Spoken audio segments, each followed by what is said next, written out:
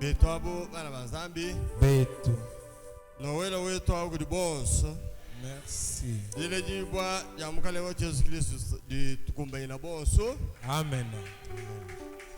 Lelo jiju tukujinena mutumvu mu programa anyi mwenjo programme tuambila tatu André docteur.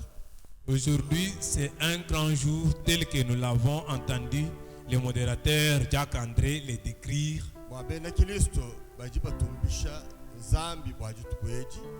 Les chrétiens louent le Seigneur pour ce jour.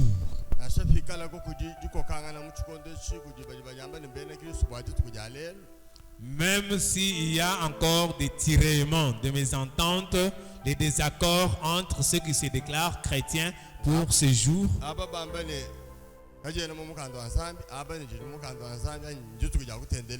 les autres disent que ce n'est pas une journée qui figure dans la Bible. Les autres disent que non, ça ne figure pas dans la Bible, mais c'est une journée d'adoration.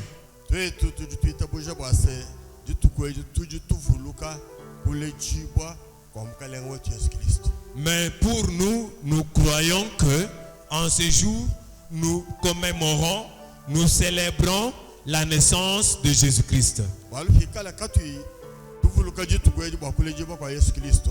Et si nous ne célébrons pas cette journée en mémoire de la naissance de Jésus-Christ, donc nous ne pouvons pas encore même célébrer le jour de sa mort et sa résurrection. Parce que quelqu'un qui n'est pas né, comment il mourra? C'est pourquoi l'Église de notre Seigneur Jésus-Christ célèbre cette journée en mémoire de la naissance de Jésus. Pour que nous parvenions encore à commémorer ou se souvenir, célébrer sa mort et sa résurrection. Pour que nous puissions encore commémorer son ascension. Pour que nous puissions encore célébrer l'accomplissement de sa promesse de la descente du Saint-Esprit. Et pour que nous puissions encore commémorer son retour.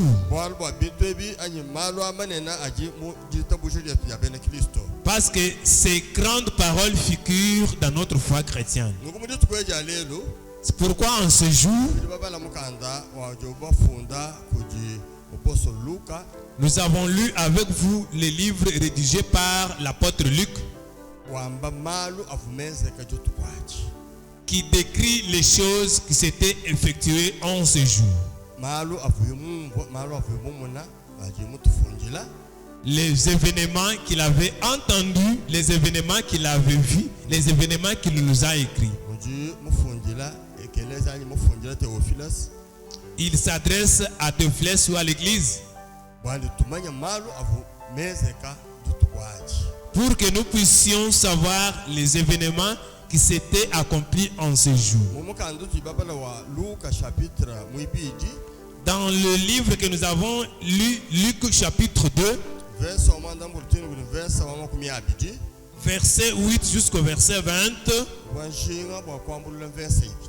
j'avais préféré que nous puissions répéter seulement 2 versets. L'ange leur dit: ne craignez point, car je vous annonce une bonne nouvelle qui sera pour tout le peuple.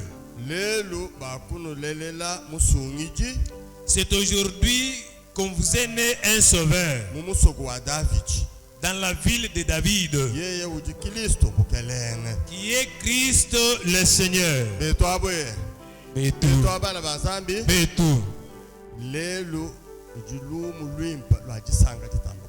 Aujourd'hui, il y a une bonne nouvelle d'une grande joie.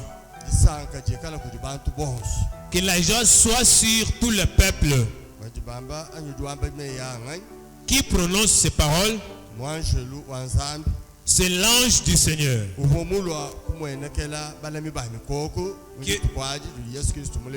qui était venu apparaître auprès de berger en ce jour que Christ était né. butumbi bwa nzambi budi bumwenekela bwendene banjo lwabo bufika mwaba wonse ububalami bamikoko bikala basangibwa. La gloire du Seigneur accompagne ses anges jusqu'au lieu où le Christ était né. Baji bumvo bowa kujibalami bamikoko mwaba bajishanyama.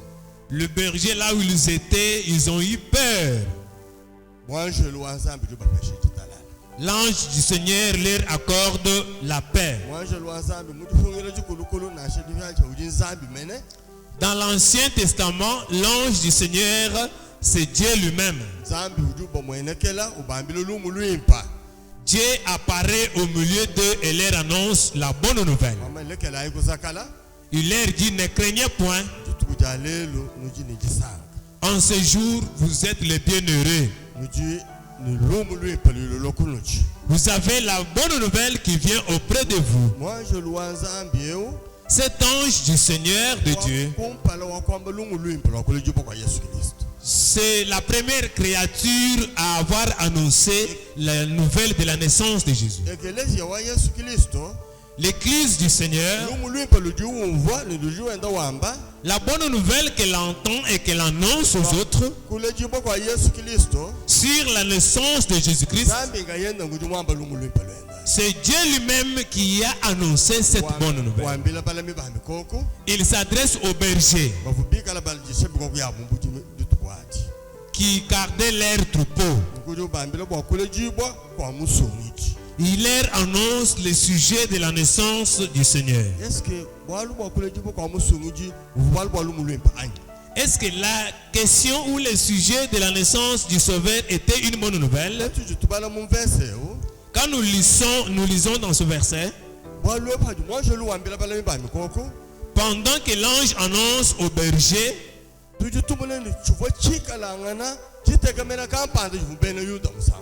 nous voyons que ce message a un caractère de promesse que les Israélites attendaient de temps en temps. Il y avait quelque chose qu'ils espéraient. C'est pourquoi l'ange est venu leur dire que cette promesse s'est accomplie. Après les avoir annoncés, eux-mêmes n'ont pas posé la question qu'il s'agit de quoi. C'est-à-dire que toi tu t'attendais à quelque chose, à une bonne nouvelle. Quand je te dis que cette nouvelle s'est accomplie, en ce jour, les bergers ont reçu cette bonne nouvelle que l'ange leur annonce que le Seigneur est né. Le Sauveur est né dans la ville de David. Son nom est Christ. Amen, amen. Amen. Ce matin, nous allons retenir le verset ainsi. Le Sauveur est né pour moi. Le Sauveur est né pour moi. Quand nous disons pour nous, c'est-à-dire parce que nous sommes nombreux ici. Parce que l'ange dit qu'aujourd'hui il vous est né. Il vous est né. Nous sommes heureux. Parce que le Sauveur qui est né, il n'est pas né pour les anges. Il est né pour nous les humains et pour nos enfants. Cette bonne nouvelle ne s'arrête pas seulement à vous qui l'attendez ici, mais elle s'adresse à toutes les nations. Et ce matin, le sujet de la naissance de Jésus, c'est un sujet qui m'intéresse et qui t'intéresse. L'ange n'a pas dit qu'il nous est né non plus. Luc décrit très bien que l'ange dit qu'il vous est né un sauveur. Pendant le moment que tout le monde réfléchissait sur un problème tel que en cette question, qu'est-ce que je peux gagner? En ce que tu dis, qu'est-ce que je peux gagner? Je vous dis ce matin que la question de Noël, toi et moi, nous avons notre avantage, nous avons notre part. L'avantage que nous avons est que nous avons eu un sauveur. Sauver, cela veut dire quoi? C'est-à-dire racheter quelqu'un d'une certaine souffrance. C'est-à-dire tu peux tomber dans un puits. À peine que tu tombes dans le puits, quelqu'un te rappe. Et tu dis que j'ai failli être facturé. Et j'ai été sauvé par Kazar. À peine que tu tombes, j'ai été récupéré. Nous étions perdus, c'est vrai. Nous étions perdus, c'est vrai, dans notre péché. Quand nous lisons dans le livre de création de Genèse, au chapitre 3, là on dit que nous étions déjà perdus. Nous étions déjà loin de Dieu éternellement. Comme Esaïe le dit, loin de Dieu. Mais aujourd'hui, nous revenons près de Dieu.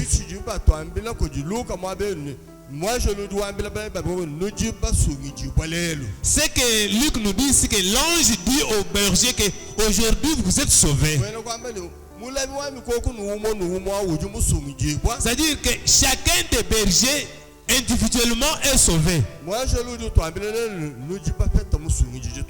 Aujourd'hui, l'ange nous dit que nous avons eu le sauveur.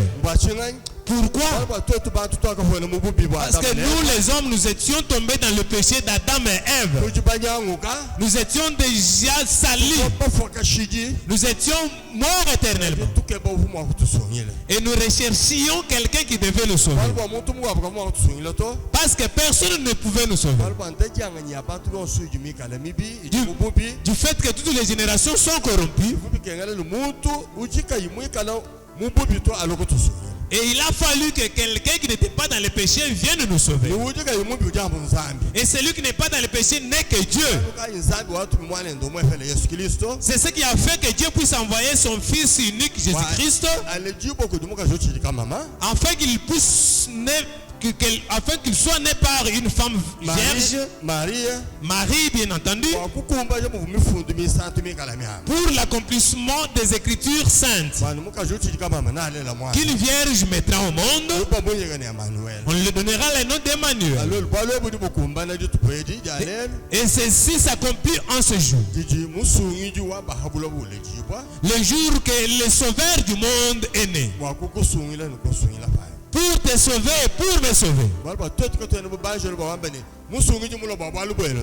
Nous ne sommes pas les anges pour dire qu'un sauveur est venu pour vous non plus. Et le sauveur est venu pour moi, le pasteur. Le sauveur est venu pour toi, le croyant. Pour quiconque croise en lui ne périsse jamais, mais qu'il ait la vie éternelle. Donc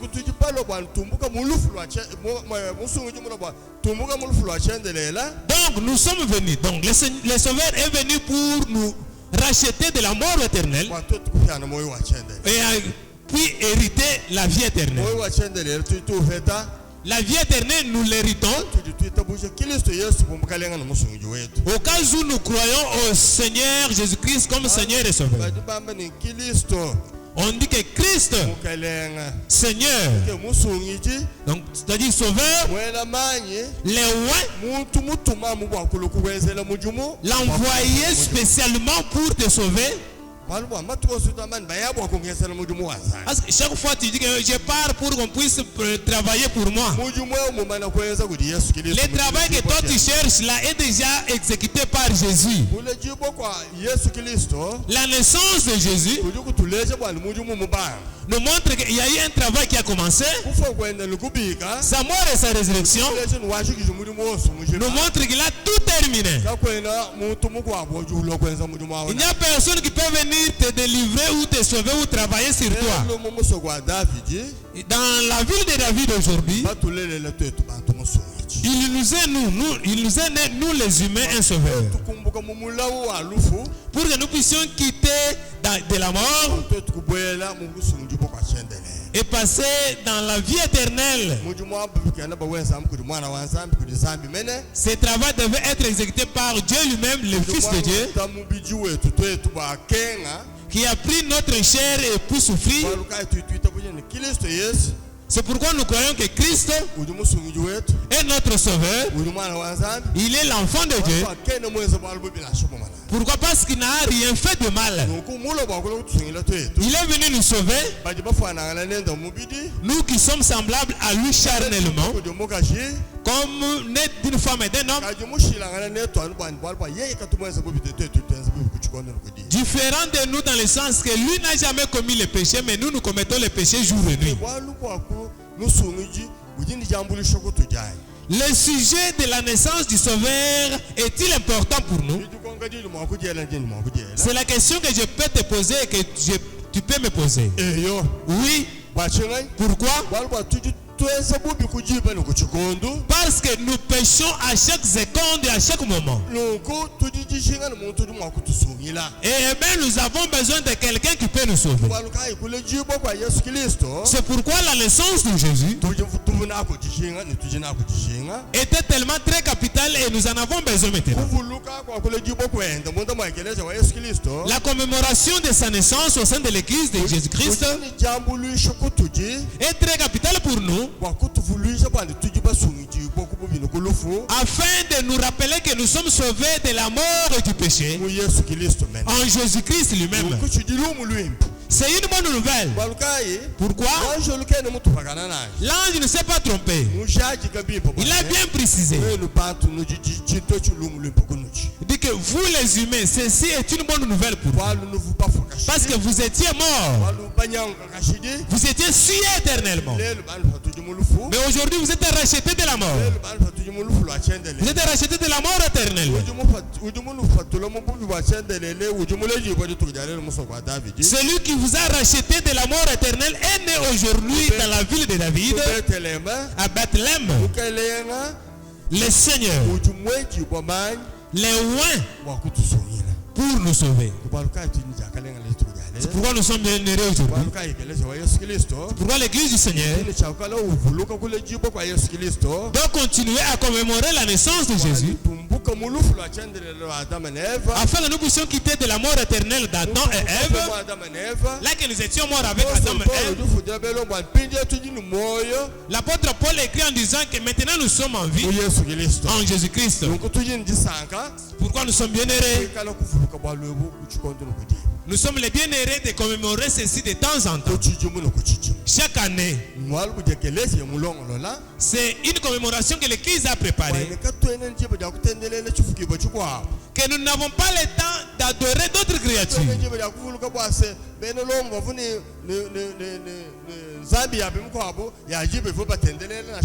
Nous n'avons pas le temps de réfléchir sur les différents dieux que les Romains priaient. Mais nous, l'église de Jésus-Christ, nous avons celui-là qui est plus que le soleil, plus que la lune, qui est le roi des rois, surtout qui nous a rachetés de la mort éternelle. Voilà ce qui signifie la grandeur de cette journée. Nous ne commémorons pas, nous ne prions pas la journée. Nous commémorons notre délivrance dans la naissance de Jésus, dans sa prédication de la bonne nouvelle, dans sa mort et dans sa résurrection. C'est ce que nous commémorons aujourd'hui. C'est pourquoi aujourd'hui, retenons bien que le Sauveur est né pour nous. Pourquoi? Parce que je suis aussi descendant d'Adam et Ève. Ce que nous lisons en Genèse chapitre 3,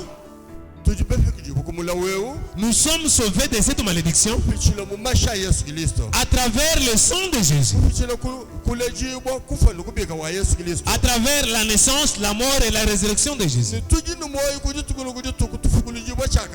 Et nous vivons chaque jour et nous sommes sauvés continuellement À travers sa parole qui nous a laissé, que lui-même prêchait.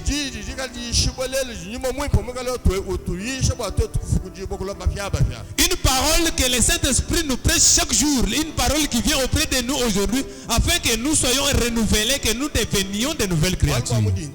C'est pourquoi ce matin, la nouvelle qui s'annonce, tu l'embrasses avec puissance au fond de ton cœur à travers le travail du Saint-Esprit. Si tu n'as pas le Saint-Esprit de Dieu, même celui qui prêche, le Saint-Esprit qui prêche nous convainc de nos péchés, qui nous montre notre rachat. S'il n'était pas là pour travailler à travers la parole, on ne pouvait pas voir ou contempler la grandeur de cette journée. On ne verra plus le travail de votre rachat.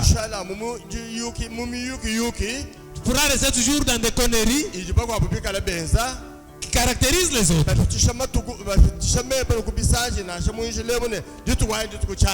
qui passent même des temps sur les chaînes de radio, même en route, que c'est un jour très inutile, parce que c'est une journée qui ne figure pas dans la Bible. Ce que les chrétiens font n'est pas seulement écrit dans la Bible, mais nous croyons que la naissance est rédigée dans la Bible, de la naissance de Jésus-Christ, sa mort et sa résurrection est rédigé dans la Bible. Même notre péché est rédigé dans la Bible. Nous devrions rester morts éternellement. Dieu est venu nous sauver de la mort pour que nous ayons la vie éternelle, que nous ayons l'espérance éternelle, que nous ayons l'espérance du retour de Jésus-Christ pour venir nous reprendre et nous amener dans la gloire éternelle. C'est pourquoi, bien aimé, ce matin de la parole, dans la mort et résurrection de Jésus, dans sa naissance, il nous a laissé sa parole. Il nous a laissé même les signes. Ces sacrements qui nous montrent notre nouvelle naissance dans le baptême. Il nous a donné notre sacrement qui est de la Sainte Seine, afin de les commémorer jusqu'à son retour. Ceci est fait seulement par les chrétiens. Cela ne peut pas être fait par un païen.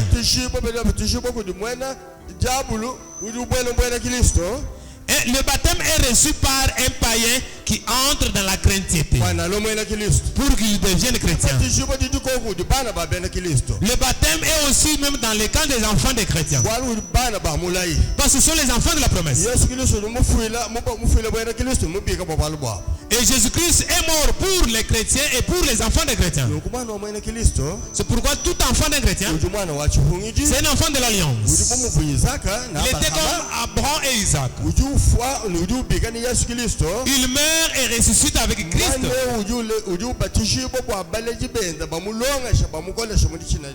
Cet enfant reçoit le baptême pour que ses enfants l'encadrent dans la parole et la crainte de Dieu. Comme Christ avait promis à son église et à ses disciples, même aujourd'hui nous allons passer à la Sainte Seine pour célébrer sa mort et sa résurrection, parce qu'il a donné son corps pour nous, il a donné son sang pour nous. C'est pourquoi ce matin, toi chrétien, tu dois te poser la question pour voir est-ce que tu es prêt, tu es capable, tu es disposé à passer à la table du Seigneur.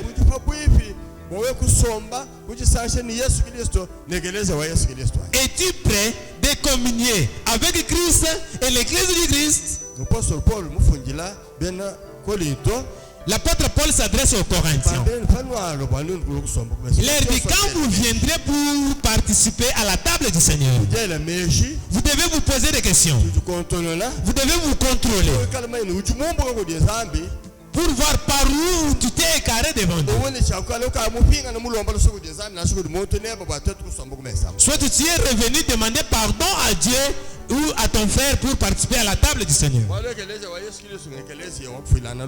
Parce que l'église du Seigneur, c'est une église bâtie sur le pardon. La mort et la résurrection de Jésus, c'est pour nous pardonner. Pour que nous soyons dans la paix. Pour que nous soyons dans la communion. L'intérêt de la bonne parole que nous avons suivie aujourd'hui, c'est pour le Sauveur qui est venu nous sauver. Il est venu te sauver, il est venu me sauver. Aujourd'hui, nous célébrons, nous commémorons notre salut. Et par là, nous devons aussi nous pardonner au fond de nos foyers. Nous devons aussi nous pardonner au sein de notre église. Nous pardonner au sein de notre pays. Pour que nous soyons en communion au sein de Jésus-Christ. Christ en nous, nous tous angers, guidés par l'Esprit Saint. Ce matin, retenons bien que nous avons appris dans le livre de Luc, Luc chapitre 2, du 8e jusqu'au 20e verset. Et le thème est ainsi intitulé: ce jour, le Sauveur est né pour nous. Est-ce qu'on en avait besoin? Oui, on avait besoin de Christ. Pourquoi? Parce que nous sommes écartés de Dieu. Nous étions partis dans la mort éternelle. Et on recherchait quelqu'un qui devait nous sauver. Celui-là est envoyé par Dieu pour nous racheter du péché et nous mettre dans la vie éternelle. C'est pourquoi Dieu lui-même a prêché cette parole à travers son ange en ces termes. Sachez que le Sauveur est venu te sauver et me sauver. Dieu n'a pas de problème avec lui. Il l'a envoyé pour toi et moi. Pour étaler un pont entre nous et Dieu. Afin que nous soyons sauvés. Pour que nous ayons la vie éternelle. Du fait qu'en Adam et Ève, nous étions péris.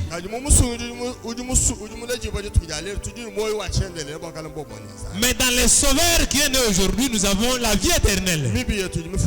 Nos péchés sont pardonnés. Nous avons la vie éternelle.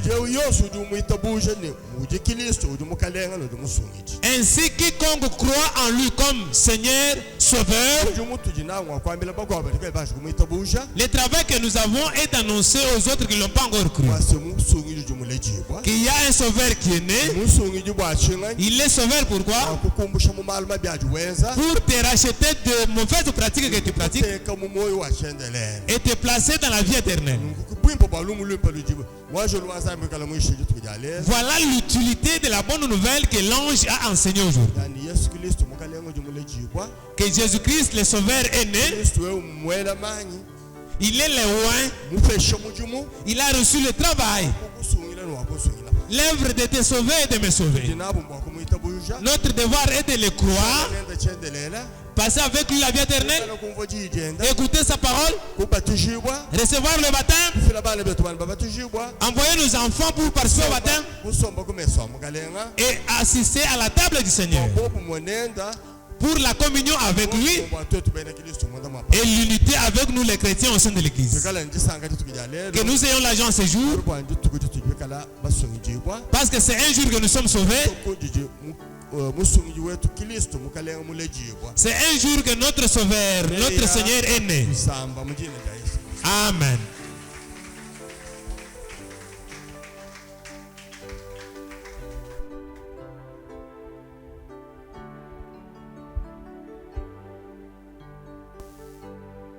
Butumbi bikala kujinzambi nkayenda